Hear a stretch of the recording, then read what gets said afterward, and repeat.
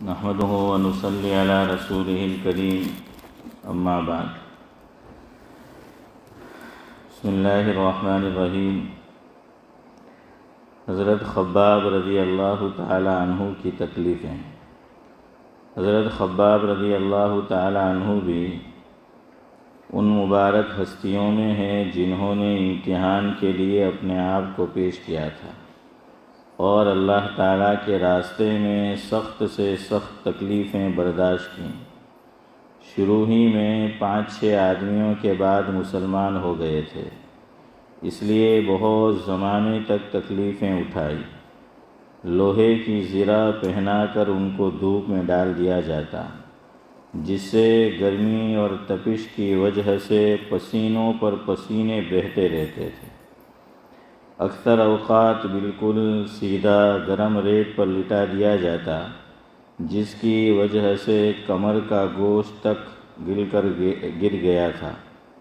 یہ ایک عورت کے غلام تھے، اس کو خبر پہنچی کہ یہ حضور اکرم صلی اللہ علیہ وسلم سے ملتے ہیں، تو اس کی سزا میں لوہے کو گرم کر کے ان کے سر کو اس سے داغ دیتی تھی۔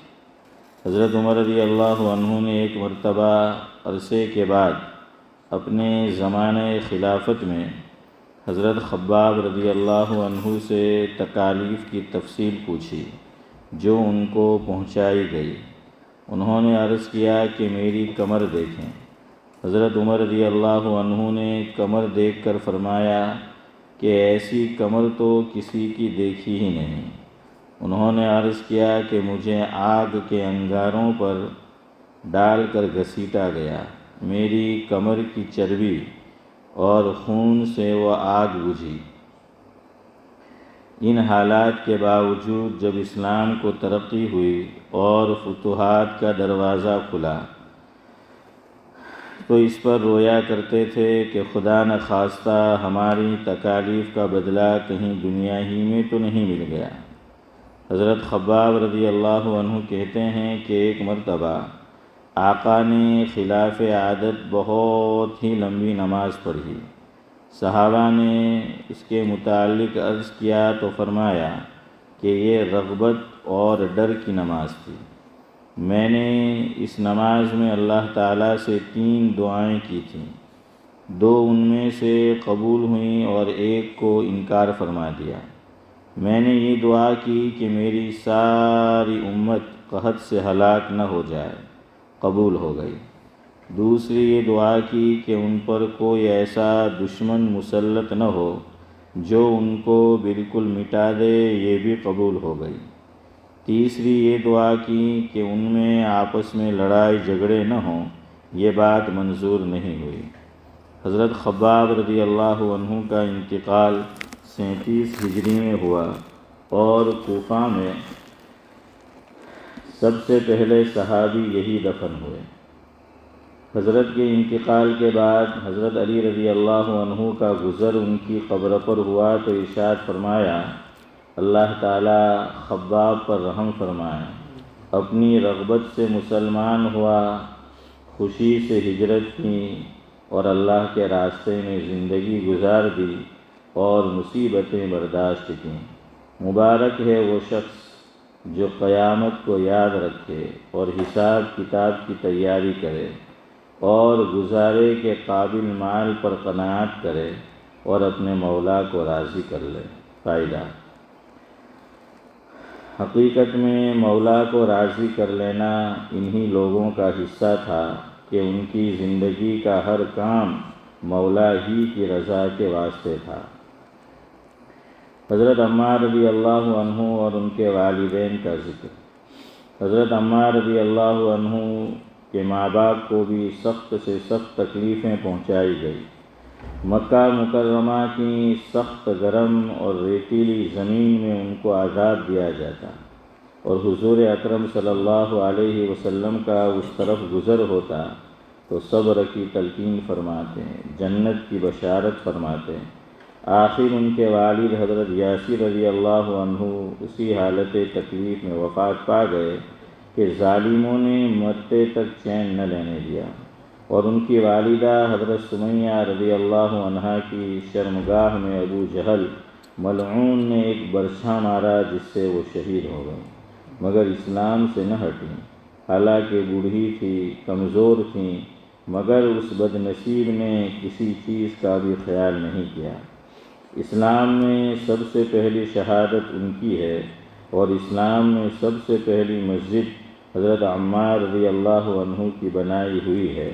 جب حضور اکرم صلی اللہ علیہ وسلم ہجرت فرما کر مدینہ منورہ تشریف لے گئے تو حضرت عمار رضی اللہ عنہ نے کہا کہ حضور صلی اللہ علیہ وسلم کے لیے ایک مکان سائے کا بنانا چاہیے جس میں تشریف رکھا کریں، دوپہر کو آرام فرما لیا کریں اور نماز بھی سائے میں پڑھ سکیں۔ تو کوبہ میں حضرت عمار رضی اللہ عنہ نے اول پتھر جمع کیے اور پھر مسجد بنائی۔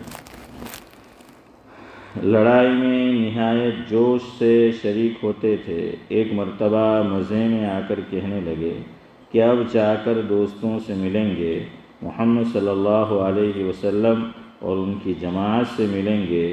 اتنے میں پیاس لگی اور پانی کسی سے مانگا، اس نے دودھ سامنے کیا، اس کو پیا اور پی کر کہنے لگے میں نے اپنے محبوب سے سنا کہ تو دنیا میں سب سے آخری چیز دودھ پیے گا۔ اس کے بعد شہید ہو گئے۔ اس وقت 94 برس کی عمر تھی، بعض نے ایک آدھ سال کم بتلائی ہے۔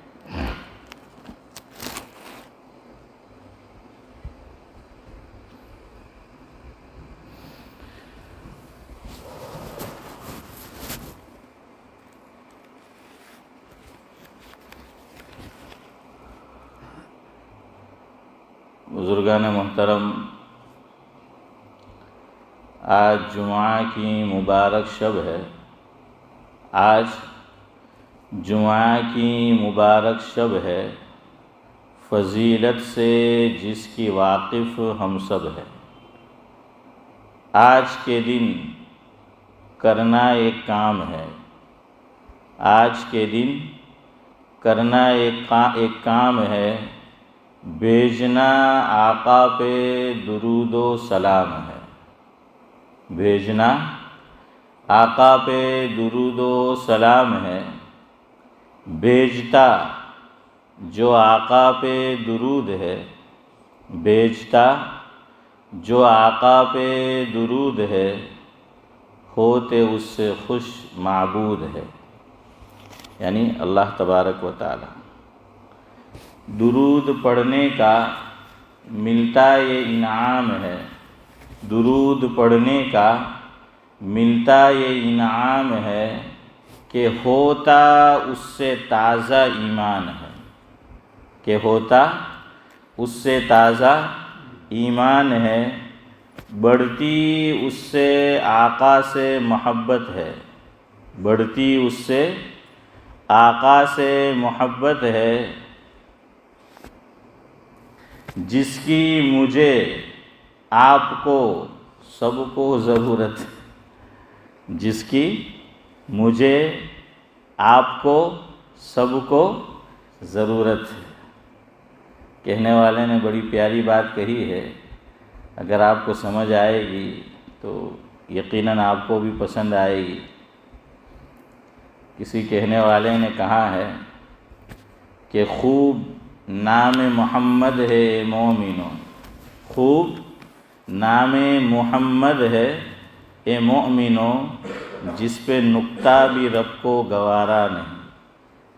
خوب نام محمد ہے مومنو، جس پہ نقطہ بھی رب کو گوارا نہیں۔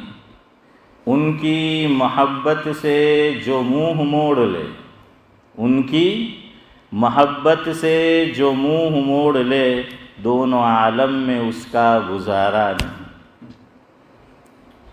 دامن مصطفیٰ ہم چھوڑ دے، دامن مصطفیٰ ہم چھوڑ دے، اتنا کمزور بھی ایمان ہمارا نہیں ہے انشاءاللہ۔ دامن مصطفیٰ ہم چھوڑ دے، اتنا کمزور بھی ایمان ہمارا نہیں۔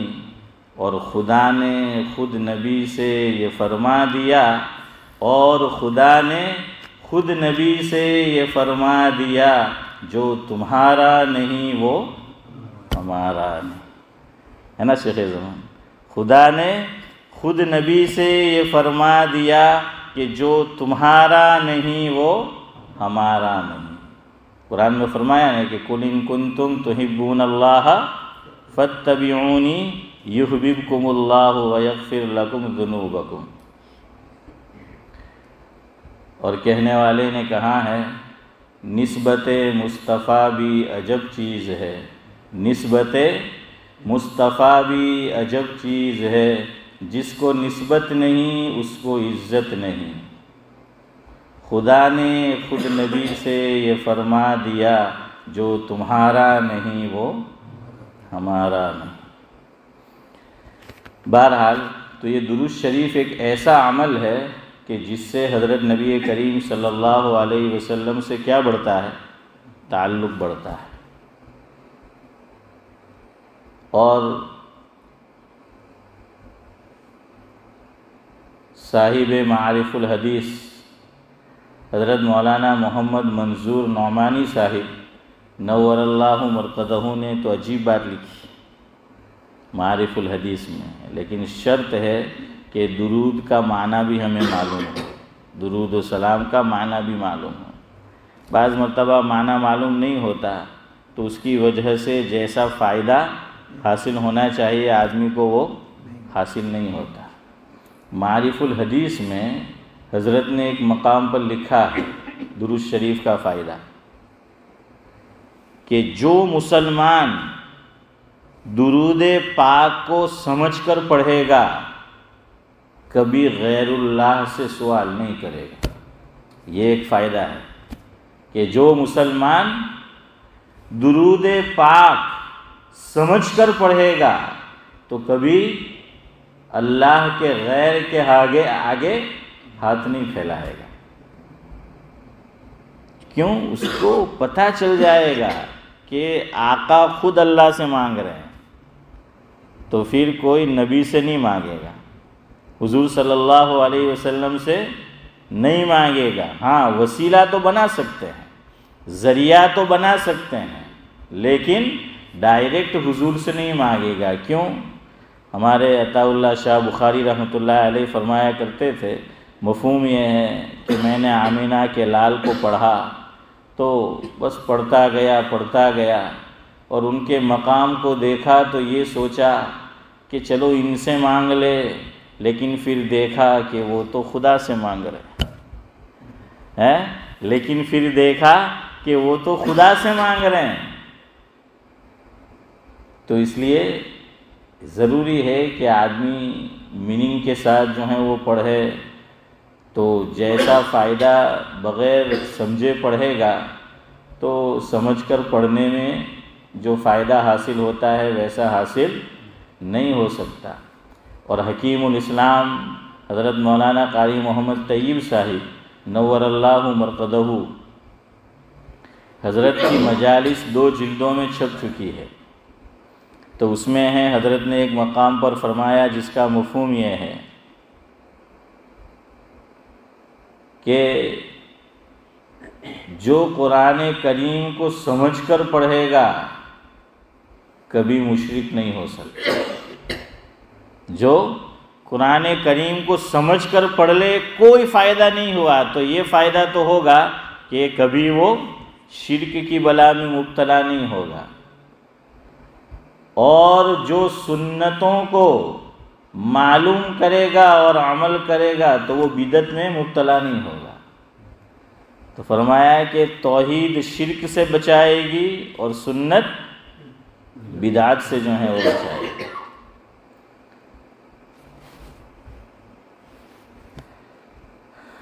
علامہ خالد محمود صاحب نور اللہ مرقدہ، آپ جانتے ہیں مانچسٹر میں ہوتے تھے، اللہ کو پیارے ہو گئے، اللہ تعالیٰ مرحوم کو غریق رحمت کرے۔ وہ ایک جملہ بڑا اچھا فرمایا کرتے تھے، فرماتے تھے کہ سنت انٹرنیشنل ہوتی ہے۔ سنت کیا ہوتی ہے جاوید بھائی؟ International, universal. ایشیا میں بھی وہ سنت وہی ہوگی، افریقہ میں بھی وہی ہوگی، یورپ میں بھی وہی ہوگی، اور حجاز میں بھی وہی ہوگی کہ سنت کی ایک پہچان ہے۔ دیکھنا ہو کہ یہ عمل سنت ہے کہ نہیں تو دیکھ لو کہ یہ سنت یونیورسل ہے کہ نہیں، کہ ہر جگہ سنت جو ہے وہ ایک ہی ہوگی۔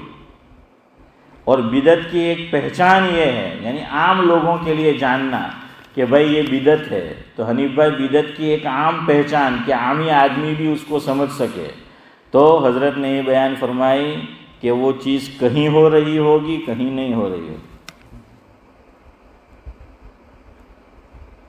اور مثال حضرت نے دی کہ ہماری طرف 11ویں مناتے ہیں۔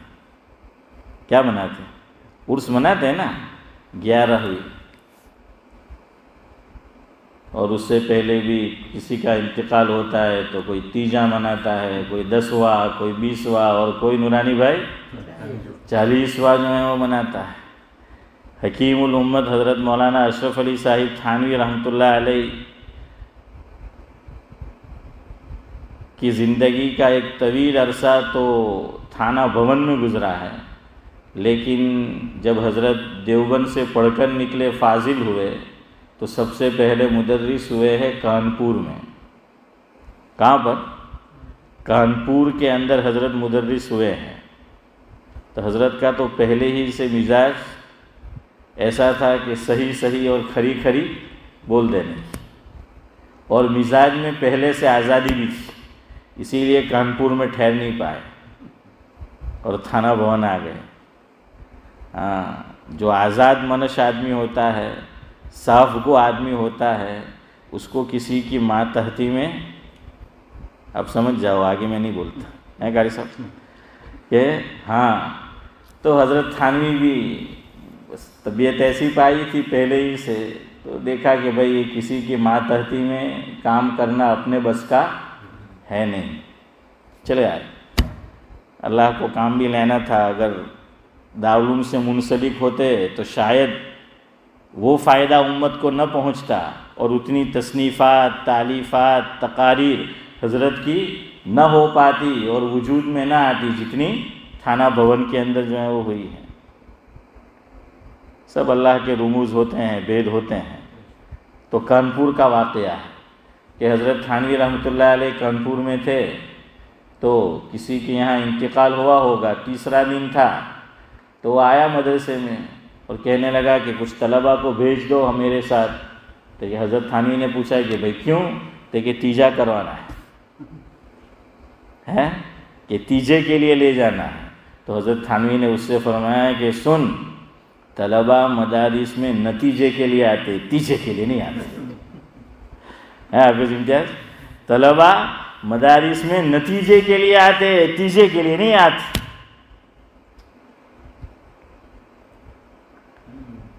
ایک صاحب حضرت تھانوی کے پاس آئے اور کہنے لگے کہ حضرت بہشتی زیور جو آپ کی کتاب ہے بہت آسان ہے، سمجھ آ جاتی ہے، پڑھنے میں لطف آتا ہے۔ حضرت نے فرمایا آسان ہے اسی لیے تو نام بہشتی زیور ہے، مشکل ہوتی تو اس کا نام بہشتی امامہ ہوتا۔ تو خیر بہرحال، تو علامہ خالد محمود صاحب رحمۃ اللہ علیہ فرماتے ہیں کہ بھئی علمی دلیلیں ہم آپ کو کیا دیں، بس یہی ایک عامی شخص کے لیے بھی دلیل ہے کہ دیکھو عرس عرب میں ہوتا ہے، حجاز میں ہوتا ہے، یہ سب ہماری طرف ہیں۔ اور حضرت تھانوی رحمۃ اللہ علیہ نے ایک بات لکھی ہے جس کا مفہوم یہ ہے کہ چونکہ ہم لوگ جانتے ہیں کہاں سے کنورٹ ہوئے ہیں، اب تو وہ لفظ بھی ذرا سنبھل کے بولنا پڑتا ہے کہ کہاں سے کنورٹ ہوئے ہیں، اور ان کے یہاں آپ کو پتہ ہے کہ یہ سب چلتا ہی رہتا ہے، کیا دھتنگ ہوتے ہیں آپ سب جانتے ہیں نا ہاشم بھائی۔ تو کہا کہ اب اسلام تو لے آئے لیکن وہ چیز اندر رچی بسی تھی، تو لا الہ الا اللہ محمد الرسول اللہ بھی کہتے رہے اور اندر کے چور کو بھی خوش کرتے رہے۔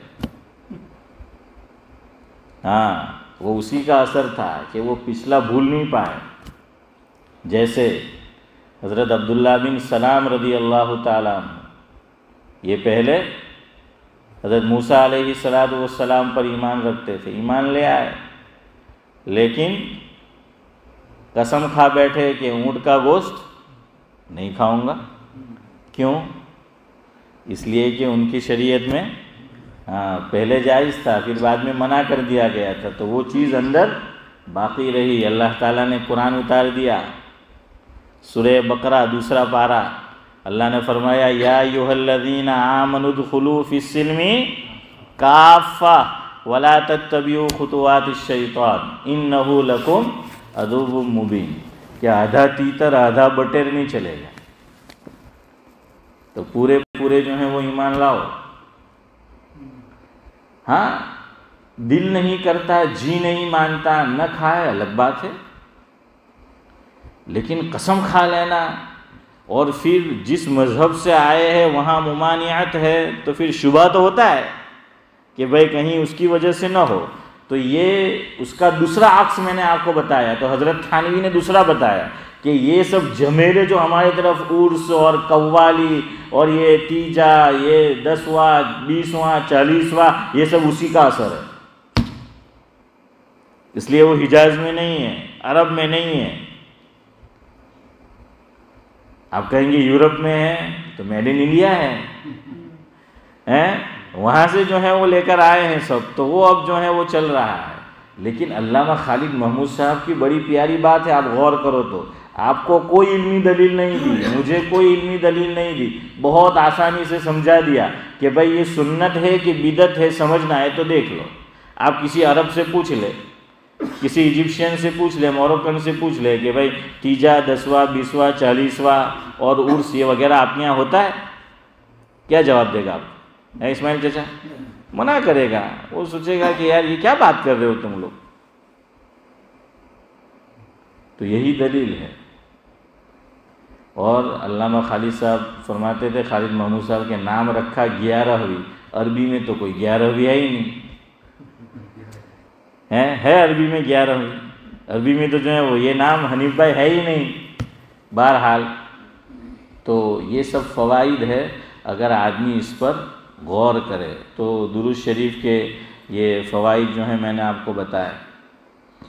آج شب جمعہ ہے تو کچھ باتیں مجھے آپ کو اسی تعلق سے سنانی تھی کہ اب ایک نیا سلسلہ ہم شروع کرتے ہیں انشاءاللہ، کہ ہر ہفتے ہمیں جمعہ پڑھنا ہوتا ہے، ہر ہفتے جمعہ ہم پر سے گزرتا ہے، تو لہذا اللہ تعالیٰ جو کچھ کہا سنا جائے قابل عمل باتوں پر جو ہیں مجھے پہلے توفیق دے، آپ کو بھی کہ بھئی کیا کرنا ہے۔ تو کچھ باتیں جو ہیں انشاءاللہ جب یہ مجلس ہوا کرے گی، چونکہ اب تو مغرب بات ہوگی تو کچھ باتیں اسی تعلق سے سنیں گے۔ اشعار اور بھی کچھ لکھے تھے لیکن میں اتنا کافی سمجھتا ہوں، اب ذرا آگے چلتے ہیں، جو بات آپ کو مجھے بتانی ہے تو اس طرف جو ہے وہ چلتے ہیں۔ جمعہ، سب سے پہلے ایک چیز کی تصحیح کر لو، ہم لوگ چونکہ انڈین ہے یا پاکستانی ہے، بنگلہ دیشی ہے، ایشین لوگ ہیں، تو ہم تلفظ صحیح نہیں کرتے، ہم کہتے ہیں جمعہ، کیا بولتے ہیں؟ جمعہ، لیکن یہ لفظ عربی ہے تو تلفظ عربی ہی میں کرو، اور ویسے بھی ہم یہ تو سمجھ رہے ہوتے ہیں کہ بھئی یہ عربی تلفظ ہے تو پھر صحیح تلفظ ہونا چاہیے۔ اس پہ میم پر سکون نہیں ہے، سکون سے سنو، ہاں میم پر جو ہے سکون نہیں ہے، بلکہ میم پہ کیا ہے؟ ضمہ ہے، پیش ہے، جو میں نے کر دیا آپ کے سامنے پیش ہے۔ تو جیم پر بھی نورانی بھائی پیش ہے اور میم پر بھی کیا ہے؟ پیش ہے، تو یہ ہے جمعہ۔ قرآن کریم میں مستقل اسی نام سے 28ویں پارے میں صورت ہے سورہ جمعہ، اور اللہ تبارک و تعالی اس میں دوسرے رکوع میں پہلی ہی آیت سورہ جمعہ کی دوسرے رکوع کی، اس میں اللہ رب العزت ارشاد فرماتے ہیں کہ یا ایھا الذین آمنوا اذا نودی للصلاۃ من یوم الجمعہ۔ تو جاوید بھائی جمعہ ہے یا جمعہ ہے؟ ارے بولو یار، جمعہ ہے نا، تو اس پر جو ہے وہ پیش ہے۔ اسی طرح کا معاملہ ہے رمضان میں، ہم لوگ اس کو بولتے ہیں رمضان، میم پہ کیا کر دیتے ہیں؟ جزم، ہیں جو نہیں ہوتا ہضم عربی لوگوں کو، جاننے والوں کو۔ تو میم پر زبر ہے، فتحہ ہے۔ دلیل سورہ بقرہ دوسرا پارہ، اللہ رب العزت ارشاد فرماتے ہیں شہر رمضان الذی، تو میم پر کیا آیا؟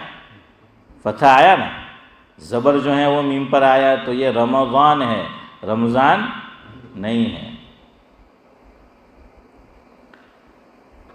برکت ہم بولتے ہیں برکت، ہیں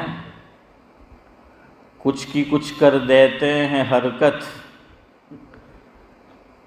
تو یہ کیا ہے؟ یہ بھی عربی والا اگر ہے تو پھر آپ بول رہے ہیں تو را پہ فتح ہوگا۔ کیسے؟ دلیل دعا پڑھو کھانے سے پہلے کی حدیث میں جا کر دیکھ لینا، حدیث میں جو دعا آئی ہے بسم اللہ کیا ہے؟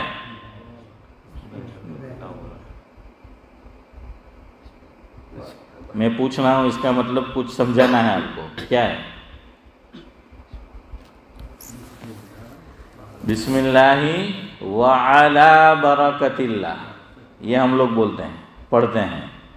اور برکت اللہ تو میں نے جو ہے وہ پڑھا را پر فتح، لیکن ہم تو پڑھتے ہیں کہ بسم اللہ وعلی برکت اللہ، ہے نا، را پر جزم پڑھتے ہیں نا، سکون پڑھتے ہیں نا، ہاں وہ پڑھتے ہیں۔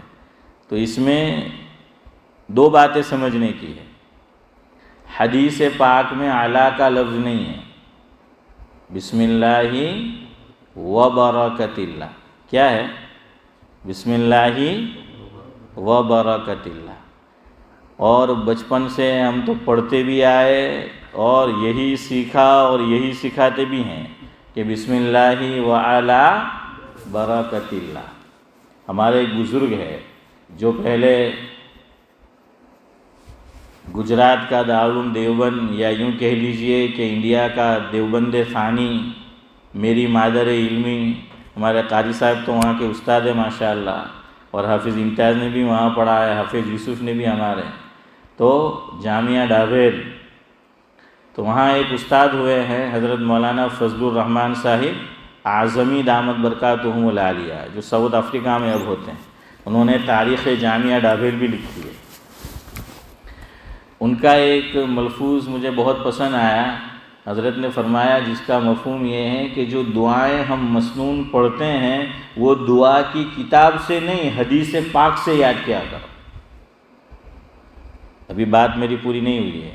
اور حضرت نے فرمایا کہ عامی لوگوں کے لیے تو مشکل ہے لیکن علماء کے لیے مشکل نہیں ہے۔ تو حضرت نے فرمایا میری یہ بات علماء کے لیے ہے کہ علماء سے میں یہ کہوں گا کہ تم جو مسنون دعائیں پڑھتے ہو سیکھی ہوئی ہے تو ذرا حدیث میں بھی دیکھ لو کہ جس طرح ہم پڑھتے چلے آ رہے ہیں اسی طرح ہے کہ نہیں۔ محبوب العلماء والصلحاء حضرت مولانا مفتی احمد صاحب خان پوری دامت برکاتہم العالیہ کا ایک بیان ہوا تھا نوساری کے اندر موٹھواڑ محلے میں، کہ جب وہاں پر بچوں کی اسکول کی چھٹیاں تھیں تو وہاں پروگرام ہوتے ہیں، تو حضرت نے وہاں ایک بات یہ ذکر فرمائی تھی جس کا مفہوم یہ ہے کہ آدمی حافظ بن جاتا ہے، عالم بن جاتا ہے، یہاں تک کہ مفتی بن جاتا ہے، مدرس بن جاتا ہے، مقرر بن جاتا ہے، لیکن بعض چیزیں، بعض کام، بعض اعمال جو بچپن سے سیکھے ہیں مکتب میں ویسا ہی کرتا آتا ہے۔ یہ حضرت نے فرمایا تھا وہاں کہ اس میں مفتی صاحب بھی مبتلا ہے، اس لیے یاد رکھو، اس سے پتہ چلا کوئی کام مفتی صاحب کو کر کے دیکھو تو یہ کوئی سند ہونے کی دلیل نہیں ہے، ہو سکتا ہے کہ وہی صحیح نہ کر رہے ہو، ممکن ہے نا ایسا کہ ہو سکتا ہے کہ وہی صحیح نہ ہو۔ میں اس کی مثال دوں، یہ غلطی آپ کو کہاں ملے گی؟ سنت طریقہ مرد کے لیے نماز میں سجدہ کرنے کا یہ ہے کہ ہماری کوہنیاں زمین سے کیا ہو، اٹھی ہوئی ہو۔ عورت کے لیے سجدے کا طریقہ الگ ہے۔ عورت سجدہ کرے گی تو عورت تو اپنے دونوں ہاتھوں کو بچھا دے گی اور بدن سے، کمر سے جو ہے وہ لگا دے گی وہ، اور زمین پر دونوں اس کی کوہنیاں یہ ٹچ کرے گی، مس کرے گی، لگی ہوئی ہوگی۔ لیکن مرد کے لیے یہ سنت نہیں ہے۔ مرد کے لیے کیا ہے، اس کو اٹھا کر رکھے۔ لیکن آپ دیکھنا، عالم ہے بعض حضرات، بڑے مقام پر ہے، درجے پر ہے، لیکن وہی چیز جو حضرت نے فرمائی کہ بچپن سے سیکھی ہوئی ہے، اور حضرت نے یہ بھی فرمایا تھا کہ اس میں وضو اور نماز وغیرہ یہ جو بچپن سے سیکھا ہے آدمی اسی طرح پڑھتے رہتا ہے۔ اور پاکستان میں حضرت تھانوی کے خلیفہ ہوتے تھے، اور شیخ الاسلام حضرت مولانا مفتی محمد تقی عثمانی صاحب دامت برکاتہم العالیہ کے شیخ بھی ہوتے ہیں، ڈاکٹر عبدالحی صاحب عارفی رحمۃ اللہ علیہ، جن کی مشہور زمانہ 2 تصنیف ہے، ایک اسوہ رسول اکرم صلی اللہ علیہ وسلم، اور دوسرا میت کے اوپر جو مسائل ہیں، احکام میت۔ حضرت کا ایک ملفوظ شہید اسلام حضرت مولانا یوسف لدھیانوی رحمۃ اللہ علیہ نے ذکر فرمایا ہے کہ حضرت عارفی رحمۃ اللہ علیہ فرماتے تھے کہ اپنی معلومات اور اپنے معمولات، سننا ملفوظ، اپنی معلومات یعنی دینی معلومات، اپنی معلومات اور اپنے معمولات دونوں کی تصحیح کرا لیا کرو۔ کسی جاننے والے سے، کسی بزرگ سے، کسی عالم دین سے، کسی شیخ سے اگر منسلک ہے تو اپنی معلومات کی بھی اور اپنے معمولات کی بھی دونوں کی کیا کرا لیا کرو، تصحیح جو ہے وہ کرا لیا کرو۔ اصل تو شیخ سے یہی فائدہ اٹھانا ہے، لیکن اب پیش نظر کیا ہوتا ہے کہ شیخ وظیفہ بتا دے، اس کے بعد ہم خواب دیکھتے رہے رات کو، اور دن میں آ کے شیخ کو سناتے رہے تاکہ ہمیں سند مل جائے، خلیفہ بن جائے اور دکان میری کھل جائے۔ اب اتنا ہی جو ہے وہ رہ گیا ہے بس۔ اس لیے حضرت تھانوی کے یہاں کوئی بیعت ہونے آتا تھا، سختی سے حضرت منع فرماتے تھے، خبردار کوئی خواب آ کے مجھے سنایا وہاں تو منع تھا۔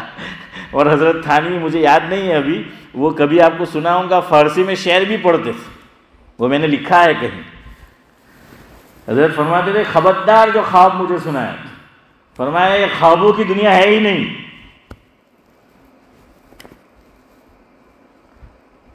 اور مولانا سجاد نعمانی دامت برکاتہم العالیہ کا بھی ایک ملفوظ ہے، حضرت نے فرمایا کہ آج کل مسلمان ذلت میں اس لیے بھی ہے، ایک سبب یعنی یہی نہیں، فرمایا کہ یا تو وہ آسمان سے اوپر کی باتیں کرتا ہے یا زمین کے نیچے کی، زمین پہ رہ رہا وہاں کی باتیں تو کرتا ہی نہیں، اس کو تو جو ہے وہ سوچتا ہی نہیں۔ آسمان سے اوپر کی خواب، کہ وہ خواب ہی جو ہے وہ آتے رہتے ہیں۔ ہمارے خواب تو خواب کہلانے کی بھی لائق نہیں ہے کہ اس کو جو ہے وہ خواب کہا جائے۔ تو آج یہی ہے کہ بھائی ہمیں کیا مل جائے۔ تو بہرحال کیا سنا رہا تھا، ڈاکٹر عبدالحی صاحب عارفی رحمۃ اللہ علیہ، حضرت فرماتے تھے کہ اپنی معلومات کی بھی اور اپنے معمولات کی بھی کیا کرو۔ معمولات پہ ایک لطیفہ سنیں، ہنسنے کی بات، ویسے بات صحیح ہے۔ حضرت مولانا مفتی احمد صاحب خان پوری دامت برکاتہم العالیہ سے ایک مجلس میں نے سنا تھا، منگل کی جو مجلس ہوتی تھی حضرت کی پہلے جامعہ ڈابھیل میں، جب میں کفلتہ میں پڑھاتا تھا اس وقت جاتا تھا میں۔ حضرت نے فرمایا ایک مجلس میں، مفہوم یہ ہے کہ میں نے اپنے شیخ فقیہ الامت حضرت مولانا مفتی محمود حسن صاحب گنگوئی رحمۃ اللہ علیہ کو خط لکھا، اور خط میں ایک بات یہ لکھی کہ حضرت آپ نے جو معمولات بتائے تھے تو وہ فلاں فلاں عذر کی وجہ سے، فلاں فلاں وجہ سے میں اس کو پورا نہیں کر پاتا، معمولات کا ناغہ ہو جاتا ہے۔ تو فقیہ الامت نے جواباً لکھا کہ بھائی جو معمولات پورے نہ ہو اسے کون معمولات کہتا ہے، وہ تو متروکات ہے۔ وہ کیا ہے، وہ تو جو ہے متروکات ہے، وہ معمولات جو ہیں وہ رہے ہی کہاں. معمولات تو تب ہے کہ جب آدمی پابندی سے اس پہ کیا کرے، عمل کرے اور جو ہے وہ جھما رہے. تو بہرحال یاد رکھو، آپ سجدہ دیکھنا کہ سجدے میں ہم کوہنیوں کو بڑے اچھے خاصے لوگ یہ عمل کرتے ہیں. کیوں؟ یہی وجہ کہ جو بچپن سے سنتے جو ہیں وہ آئے ہیں، تو اسی طرح جو ہے ہم کرتے رہتے ہیں. ہمارے یہاں وہ حافظ یوسف، اب تو نظر نہیں آتا، کیا نام، جلال الدین یا کیا نام تھا وہ، مورکر جلیل. ہاں وہ تو بڑا سخت، وہ کسی کو دیکھتا تھا پہلے کہ اس سجدے میں اس کی کوہنیاں زمین سے لگی ہے تو وہ تو لڑتا تھا، اور وہ لڑتا نہیں تھا، وہ اصل میں بتاتا تھا ہم کو. اور ہم نے تو قسم کھا رکھی ہے کہ جو ہماری اصلاح کرے وہی ہمارا سب سے بڑا دشمن ہے. ہمیں تو اصلاح کرانی ہی نہیں ہے، تو جو بتائے تو وہ اس سے الجھتا تھا. حضرت شیخ الحدیث مولانا محمد زکریا صاحب نور اللہ مرقدہ جو اشعار پڑھا کرتے تھے، اس میں ایک یہ بھی تھا حنیف بھائی، ناصحہ مت کر نصیحت دل میرا گھبرائے ہیں، ناصحہ مت کر نصیحت دل میرا گھبرائے ہیں، میں سمجھوں اسے دشمن جو مجھے سمجھائے. تو ہمارا یہی حال ہے کہ جو ہمیں سمجھاتا ہے وہ ہمارا کیا بن جاتا ہے. یہ آپ کہہ رہے، میں نے تو نہیں کہا. تو یہ اب آپ کے اوپر ہے. تو بہرحال ویسی بات ہے، تو وہ یہ کرتا تھا. دوسرا عمل دیکھو، فقہا نے لکھا ہے تشہد میں جب ہم انگلی اٹھائیں گے، اب دیکھنا کتنے لوگ صحیح انگلی اٹھاتے ہیں. تو کہاں کہ انگلی جب ہم اٹھائیں گے تو نہ آسمان کی طرف ہو اس کا رخ، یعنی انگلی کا سیرا، نہ زمین کی طرف ہو. نماز میں آدمی کو یہ تعلیم دی گئی کہ جہاں تک ہو سکے اس کی پوری باڈی، اس کا رخ قبلے کی طرف رہے، جہاں تک ہو سکے کہ وہ قبلے کی طرف رہے. کوئی عذر ہو تو الگ بات. اسی لیے آپ دیکھیے جب ہم قعدے میں بیٹھتے ہیں تو ظاہری بات ہے کہ اس پاؤں پہ تو ہم بیٹھیں گے، تو اب جب اس پہ ہم بیٹھیں گے تو یہ تو قبلے کی طرف ہونے سے رہا، اور جو ہمارا سیدھا پاؤں ہے، میں عام حالت کی بات کر رہا ہوں، اب اس کو بھی جو ہے کوئی یوں بیٹھتا ہے، کوئی یوں بیٹھتا ہے، الگ الگ طریقے سے جو ہے وہ لوگ بیٹھتے ہیں. لیکن سنت طریقہ جو ہے وہ یہ ہے کہ انگلیوں کو زمین سے ٹچ کیا جائے گا اور اس کو موڑ دیا جائے گا. انگلیوں کو کیا کیا جائے گا؟ موڑ دیا جائے گا. تو وہ جب مڑی ہوئی ہوگی تو اس کا رخ کدھر ہو جائے گا؟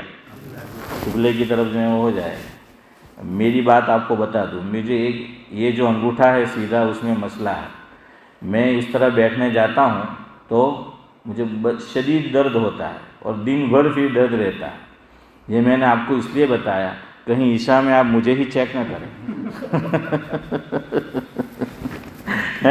اس لیے جو ہے اللہ کے گھر میں آپ کو بتا رہا ہوں. میں نے بہت مرتبہ کوشش کی کہ بھئی اس کو کروں، پھر بہت درد ہوتا ہے. تو بہرحال اس وجہ سے اب اس میں جو ہے وہ گنجائش نکل آتی ہے، تو اس لیے میرا طریقہ اور ہے. ورنہ سنت طریقہ یہی لکھا ہے کہ انگلیوں کا سیدھے پاؤں کی رخ کس طرف ہو، اس طرف. لیکن آپ دیکھنا یہ جو مفتی احمد صاحب کا ملفوظ ہے، اس آئینے میں دیکھنا اسی طرح. ہاں تو یہاں یاد رکھو، انگلی کو جو اٹھانا ہے تو ادھر دیکھو، کوئی یوں اٹھاتا ہے. اب آپ مجھے بتائیں یہ انگلی کا رخ اور سیرا کس طرف ہو گیا؟ آسمان کی طرف ہوا نا. اور کچھ یوں بس وہ تھوڑا سا اشارہ کہاں ہوا؟ زمین کی طرف. صحیح اور سنت طریقہ یہ ہے کہ یوں اٹھاؤ سیدھا، اس کا رخ کدھر ہوگا؟ قبلے کی طرف. اب دیکھ لیجئے کہ لوگ کس طرح میں اٹھا رہے. کیوں؟ بچپن سے یہ سیکھا ہے، توجہ ہی نہیں ہے. اور عالم بن گئے، مدرس بن گئے، مقرر بن گئے، سب کچھ ہے، لیکن بس وہ نظر سے میں کبھی گزرتا بھی ہے تو وہ پھر وقت پہ یاد عام طور پہ نہیں آتا.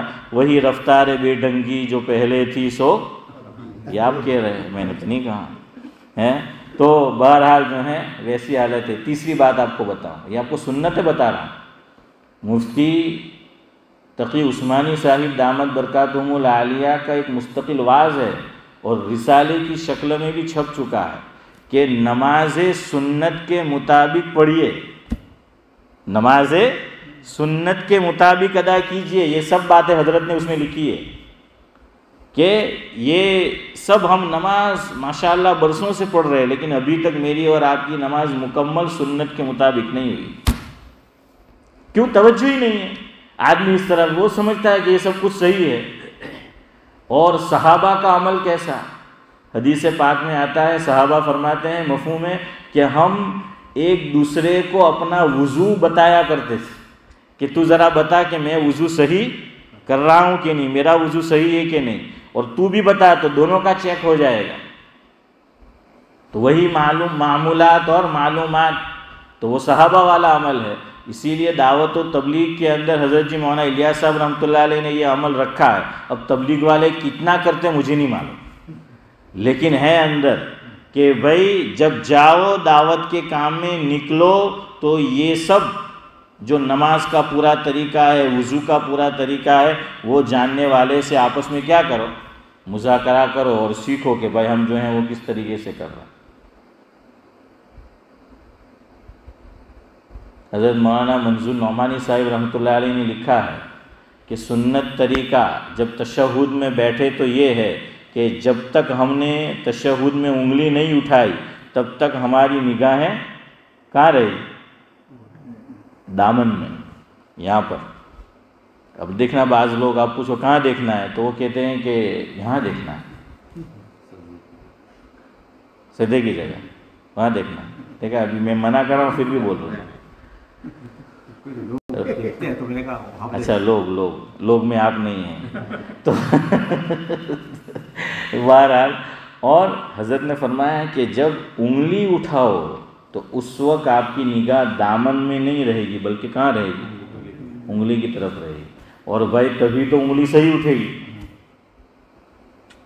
لیکن ہماری یہی عادت ہے کہ بھائی ہم اس وقت بھی جب انگلی اٹھا رہے کہاں دیکھ رہے ہوتے، ہے نا اسماعیل جیسے یہیں پہ. یہ سب چھوٹی چھوٹی چیزیں، یہ سب سنت ہے، یہ سب علماء نے لکھی ہے. لیکن ہم سب دیندار کہے جاتے ہیں، میں اپنا حال دیکھوں آپ اپنا حال دیکھیں. تیسری چیز پھر اگلی بات جمعہ کی بتا کر ختم کرتا ہوں. جب ہاتھ اٹھائیں گے تو سب سے پہلی چیز جب ہم تکبیر تحریمہ کہیں گے انگلیوں کو اپنی حالت پر رکھنا ہے، نہ بند رکھنا ہے نہ کشادہ رکھنا ہے. کیا لکھا؟ نہ تو پورے کا پورا جو ہے وہ یعنی بالکل اس کی طرف دھیان رکھے یوں بند کر دے، نہ یوں کشادہ رکھے، بس وہ عام جو وہ حال ہے اس پہ. ایک تو یہ چلو اس پہ تو عمل ہوتا ہوگا، لیکن آپ دیکھنا یہاں سے ہمیں سب سے پہلے کہا گیا کہ قبلے کی طرف متوجہ ہو جاؤ، اور پھر جب نماز شروع کرو تو یہ 5 انگلیوں کا رخ ہتھیلی سمیت قبلے کی طرف ہو. اب آپ دیکھنا لوگ کال، جس کو ہم کال باندھنا بولتے ہیں، کیسے باندھتے ہیں؟ یوں. بعض لوگ یوں کرتے ہیں تو رخ کس طرف ہوا؟ چہرے کی طرف جو ہے وہ ہوا. اور کچھ لوگ یوں ہے نا آسمان کی طرف جو ہے وہ ہوا. حالانکہ صحیح طریقہ کیا ہے؟ قبلے کی طرف یوں کہ وہ یہاں پر ہو. اور یہ بات میں آپ کو بتا چکا ہوں، بچپن میں بہت شدت سے ہمیں سکھایا گیا کہ انگوٹھے کا سیرا کہاں لگنا چاہیے؟ کان ہے نا، ہاں کان کی لو کے ساتھ جو ہے وہ لگنا چاہیے. اب یہ کسی حدیث میں نہیں آیا ہے، کسی حدیث میں نہیں آیا ہے. ضعیف سے ضعیف حدیث میں بھی کہ انگوٹھے کے سیرے کس سے لگنے چاہیے؟ کان کی لو سے لگنے چاہیے. لیکن اگر آپ اہتمام کریں اس نیت سے کہ یہ کوئی سنت نہیں ہے، ضروری نہیں ہے، کوئی نہ کرے آپ نکیر نہیں کرتے تو کوئی بات نہیں. یہ اصل میں اس لیے کہ حدیث میں حضور کے ہاتھ اٹھانے کا ایک طریقہ نماز میں یہ ہے تکبیر تحریمہ کے وقت کہ گویا کہ یہ جو انگوٹھے ہیں وہ اس کی محاذ میں آ جاتے تھے، سیدھ میں. کس کی؟ کانوں کی لو کی سیدھ میں. اب کسی کو یاد رہے نہ رہے پتہ نہیں کہ برابر آئے کہ نہیں، اس لیے ہمیں ایک طریقہ بتا دیا ہے کہ بھائی آپ کو تسلی اور شانتی ہو جائے کہ بھائی ہم نے برابر، تو اس لیے کیا کہا کہ لگانا ہے. لیکن اب لوگوں نے اتنا ضروری سمجھ لیا ہے، میں نے تو بعض لوگوں کو دیکھا ہے یوں کال باندھ بھی دیا، اچانک یاد آتا ہے کہ او کان نہ ٹچ تو تھی نہیں، تو کال توڑ دیتے ہیں اور پھر واپس جو کال باندھتے. سمجھ آیا؟ تو بہرحال جو کچھ کہا سنا گیا، اللہ عمل کی توفیق دے۔ ایک بات، یا ایھا الذین آمنوا اذا نودی للصلاۃ من یوم الجمعہ فاسعوا الی ذکر اللہ وذروا البیع، کہ بھائی جب جمعہ کی اذان دے دی جائے، پکارے مؤذن پکارے، اب خرید و فروخت کو کیا کر دینا ہے؟ چھوڑ دینا ہے۔ اب کتنی اذان ہوتی ہے جمعہ میں؟ صم بکم عمی فہم یرجعون، یہ کہنا پڑے گا کہ یہ آپ ایک بھی کہہ سکتے ہیں کہ ایک ہوتی تھی یا دو یا تین، بہرحال حضور کے زمانے میں کتنی اذان تھی؟ حضرت ابو بکر کے زمانے میں، حضرت عمر کے زمانے میں صرف ایک اذان تھی۔ اور اقامت کو بھی اگر آپ اذان میں شمار کر لیں، اس لیے کہ حدیث میں اذان اور اقامت کے لیے لفظ یہ بھی آیا ہے اذانین، تو تکبیر کو بھی حدیث میں کیا کہا گیا؟ اذان ہی جو ہے وہ کہاں گیا؟ تو وہ دو، اور تیسری حضرت عثمان غنی رضی اللہ تعالیٰ عنہ کے زمانے میں اضافہ ہوا ہے، چونکہ اسلام بہت پھیل گیا اور لوگ سستی کرنے لگے جمعہ میں آنے کے لیے۔ یہاں ایک مسئلہ خالی یاد رکھو کہ بہت سی مساجد میں کیلنڈر بکتے ہیں، اور جب نئے چھپ کر آتے ہیں جمعہ کے دن عام طور پر آفس جو ہے وہ جلدی کھلی ہوتی ہے، میں عام بات کر رہا ہوں، تو پہلی اذان ہو جاتی ہے، ہم لوگ بھی اہتمام زیادہ کرتے ہیں نماز کی طرف جمعہ میں جب دوسری اذان ہو اس وقت۔ حالانکہ خرید و فروخت مفتی محمد شفیع صاحب رحمۃ اللہ علیہ نے، علامہ شبیر احمد عثمانی رحمۃ اللہ علیہ نے، ان حضرات نے لکھا ہے کہ خرید و فروخت منع ہے پہلی اذان سے، کہ اب جمعہ کی جو ہے وہ تیاری کرو۔ جمعہ کی تیاری یہ کہ آدمی مسجد میں آئے، ہم جمعہ کی تیاری یہ سمجھتے ہیں کہ آ کے پیسے میں تیری میری کرتے رہتے، یہ تھوڑی تیاری ہے، گپ شپ مارتے رہتے ہیں مسجد میں آ کر۔ تیاری یہ ہے کہ آپ یہاں آؤ، اندر آؤ، اور جو کام کرنے ہیں وہ کرو، وہ پیسج میں آ کے بیٹھے رہتے ہیں۔ اور اس سے تو پھر بعض وہ لوگ اچھے جو بعد میں آتے ہیں اور تیاری کرتے ہیں، وہ تیاری کر کے بھی تیاری نہیں ہے، اور پھر خرید و فروخت مت کرو، کہ یہ سمجھتے ہیں ہم لوگ کہ ابھی دوسری اذان نہیں ہوئی ہے تو خرید و فروخت دوسری اذان سے منع ہے۔ نہیں، یہ خرید و فروخت پہلی اذان سے منع ہے۔ جو کام منع کیا جا رہا ہے وہ مسجد میں ہوتا ہے، بازار میں تو ہوتا ہوگا، نہیں ہونا چاہیے، لیکن وہ یہاں اس لیے یاد رکھو جمعہ کے دن پہلی اذان ہو جائے اس کے بعد خرید و فروخت کیا ہے؟ منع ہے۔ اب آپ کہیں گے موسیٰ بوجھ ہو، 10 نے 10 تھے، اب بس اس سے آگے بھی اب کچھ کہنا